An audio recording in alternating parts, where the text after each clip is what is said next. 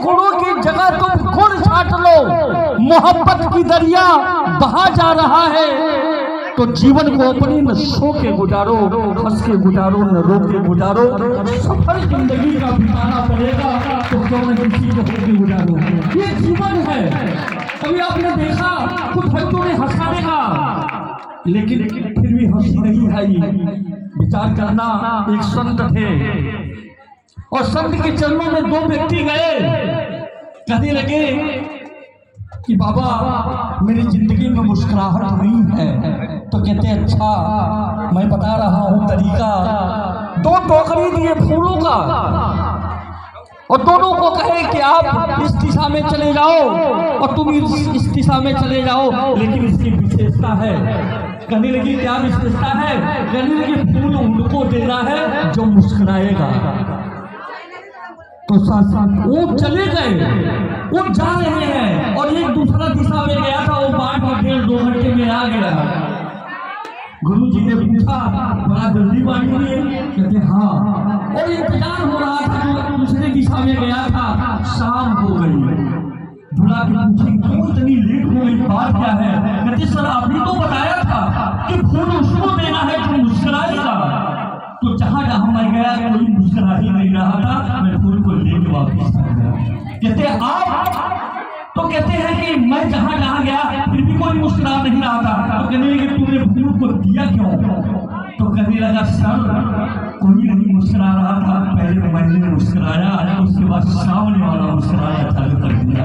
जीवन है, जीवन में पहले मुस्कुराओगे तो सामने वाला भी मुस्कुराना चालू कर देगा। ये अवस्था कब आती है?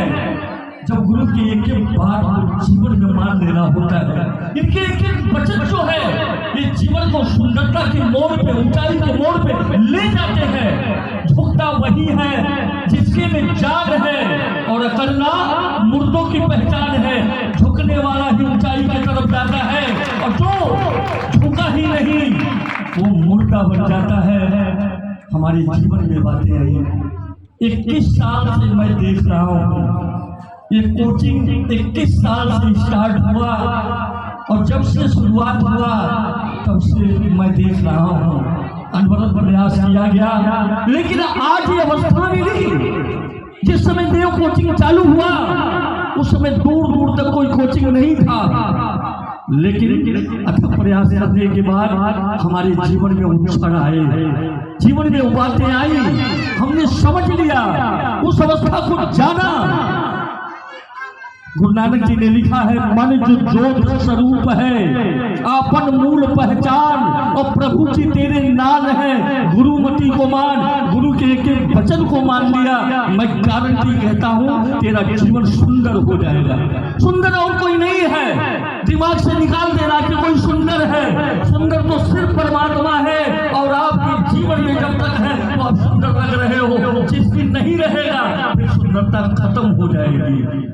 ये जीवन की अवस्था है। हमारे जीवन में भी बातें आई, हम जीवन को भी समझ लिए, लेकिन कब समझ पाओगे, कब जान पाओगे कि अपने आप को समर्पण कर दो। जीवन का सब सौंप दिया, सब भार तुम्हारे हाथों में, उद्धार पतन अब दोनों है, सरकार तुम्हारे हाथों में। सौंप के देखना फिर क्या नहीं मिलता है।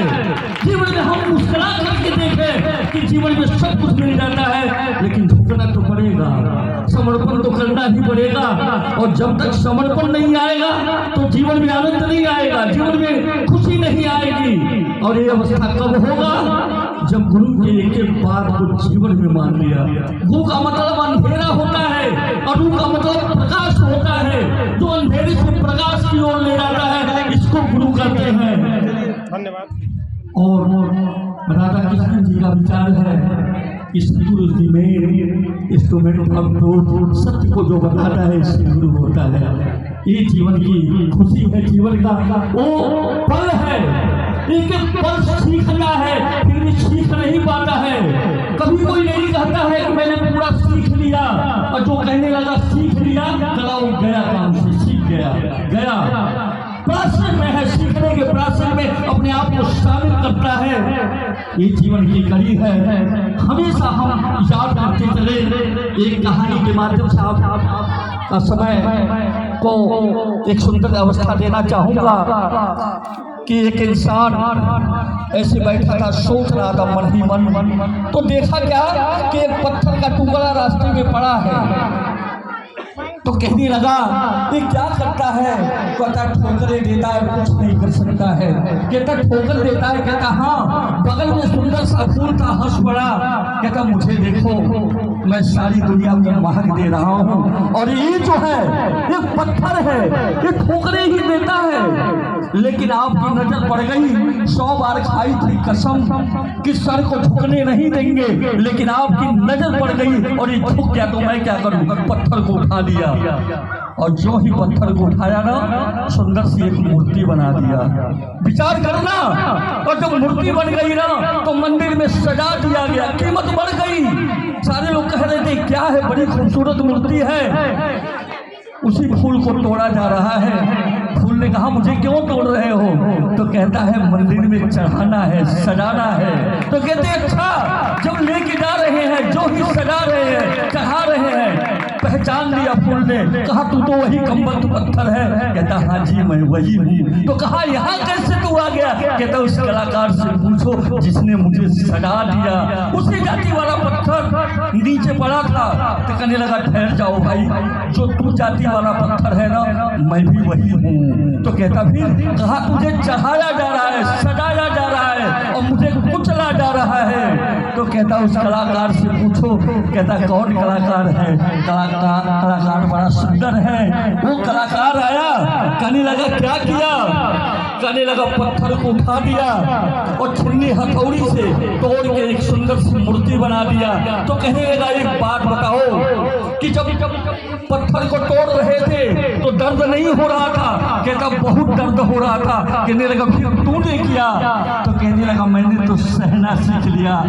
प्यारे बच्चों, जिसने अपने जीवन में सहना आ गया, गारंटी कह रहा हूँ कि उसका अगला पल रहना आ जाएगा, और जिसके पल में रहना आ गया, एक गारंटी है कि उसकी अवस्था सुंदर हो जाएगी, उसका जीवन गहना हो जाएगा। गहना मैंने सोना चांदी नहीं, गहना का मतलब उसका जीवन सुंदर हो जाएगा। ये कृपा कर दिया, गुरु की कृपा बन गई। तो हमें हमारे जीवन में ये बातें समझ आ गया, इस जीवन में खुशी आ गई।